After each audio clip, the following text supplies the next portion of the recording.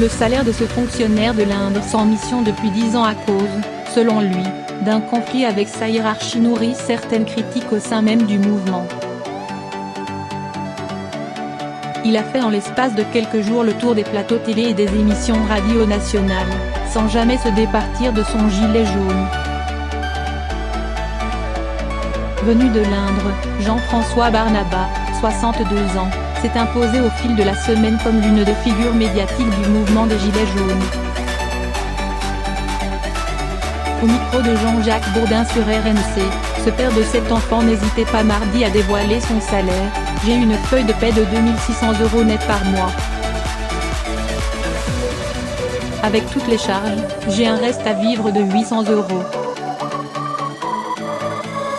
Je suis loin d'être le plus à plaindre, reconnaît-il.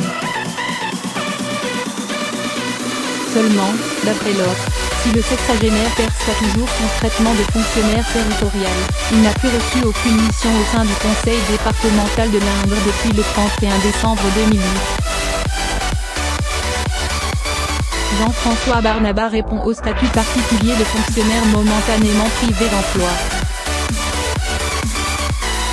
Pendant 7 ans, ce chef d'orchestre, ancien directeur d'un conservatoire de musique, y a occupé un poste à responsabilité, directeur de la culture, du patrimoine et du tourisme.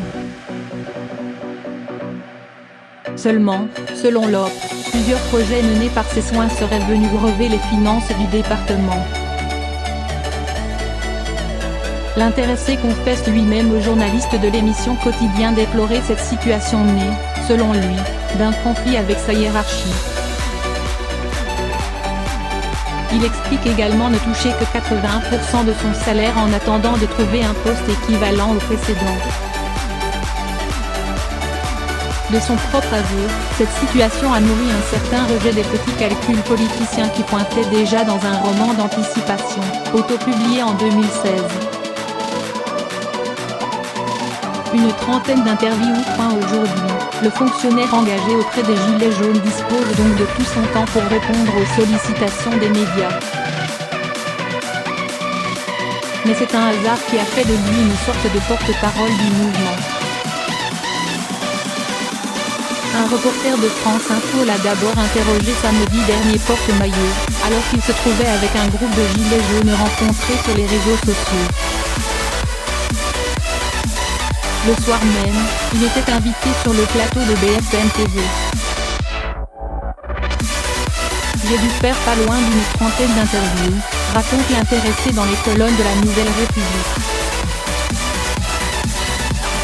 Son esprit de synthèse et une certaine aisance face caméra ont fait de lui un interlocuteur prisé par des journalistes, d'autant que l'intéressé se singularise par ses prises de position, en proposant par exemple de constituer une liste de candidats pour les européennes.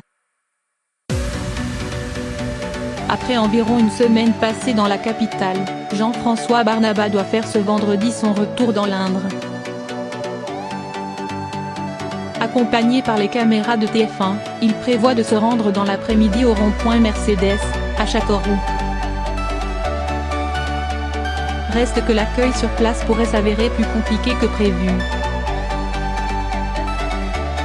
Roi des plateaux, fantôme sur le terrain, inconnu dans l'Indre, c'est la définition même de l'homme politique, ironise l'un des administrateurs d'un groupe Facebook de Gilets jaunes du département.